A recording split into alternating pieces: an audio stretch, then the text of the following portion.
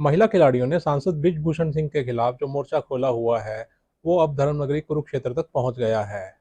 कल कुरुक्षेत्र की जाट धर्मशाला में सर्वजात सर्वखाप पंचायत होनी है।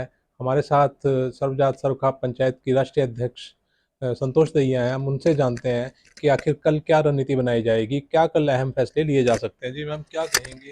कल एक कुरुक्षेत्र में पंचायत रखी गई है। देखिए, सबसे पहली बात तो ये है कि उन बच्चियों को न्याय नहीं मिल रहा। बच्चियाँ दर-दर की ठोकरें खा रही हैं।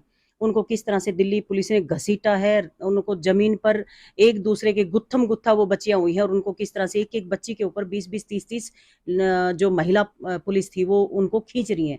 जैसे उनको चोटें भी मारी हैं और इस तरह से एक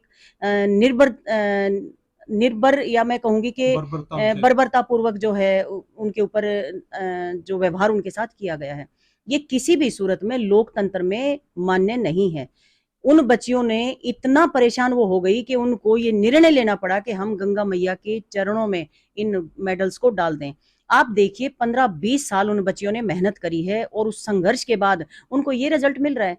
वो मांग क्या रही है? वो न्याय मांग रही है और न्याय प्रणाली के तहत उनको न्याय मिलना चाहिए।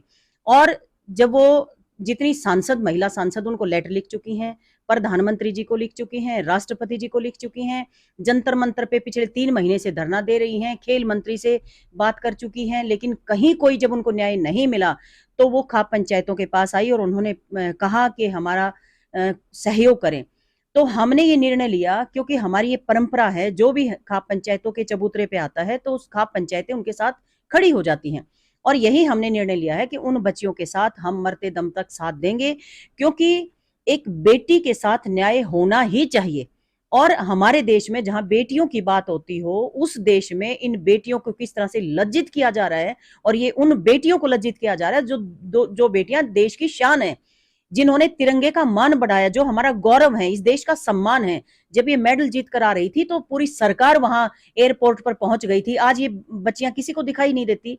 ऐसे में किसी का खून क्यों नहीं खोलता है? इनकी संवेदनाएं मर गई हैं, ये संवेदनहीन हो चुके हैं। तो ऐसे में हम सब जो सामाजिक लोग हैं वो सब इकट्ठे होकर इन बच्चियों का साथ देंगे। कल कौन कौन जो लोग हैं वो इस खाप पंचायत में शामिल होंगे? आज सोरम में ये निर्णय लिया है, आज पंचायत थी वहाँ पे और जगह-जगह पर लोग कहीं छोटी, कहीं बड़ी, कहीं किसान, सब लोग इकट्ठे होके बात कर रहे हैं, कहीं युवा, कहीं महिलाएँ, सब लोग चाहते हैं कि इन बच्चियों को न्याय मिले। क्योंकि जो व्यवहार इन बच्चियों के साथ किया जा रहा है, उसको लेकर हर जगह से लोग अब आवाज़ उठने लगी है। तो कल जो है मुझे आज सोरम में कोई आ रहे थे, तो उनसे मेरी फ़ोन पे बात हुई, उन्होंने बताया कि कल कुरुक्षेत्र में पंचायत हो रही है। और उससे पहले भी मैंने मीडिया के थ्रू मेरे को पता लगा कि कुरुक्षेत्र में पंचायत कर रहे हैं और आज मेरे को ये जब मैंने जानकारी जुटाई कि भाई कौन-कौन लोग आएँगे, तो बहुत सारे जो पदाधिकारी हैं, वो आएँगे। अभी किसी का नाम मैं ओपन इसलिए नहीं कर रही क्योंकि रणनीति के तहत हम ये कर रहे हैं, तो बहुत ही तरीके से, क्योंकि अब हमें कानूनन लड़ाई लड़नी पड़ेगी, क्योंकि ज़मीन पे हमने लड़ाई देख ली।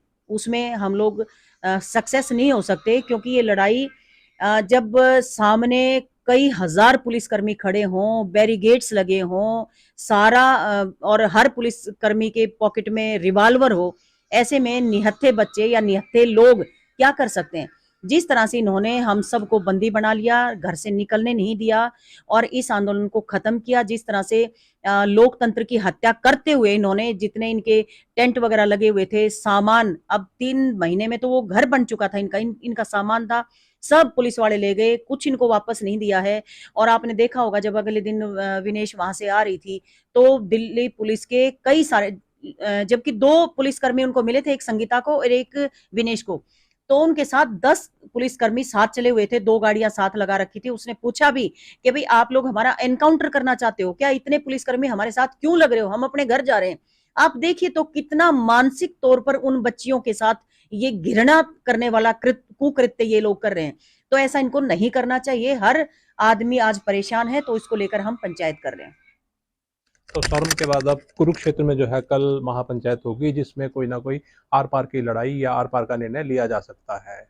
इंतजार सिर्फ कल का है। कुरुक्षेत्र से राजीव अरोड़ा, खबरें अभी तक।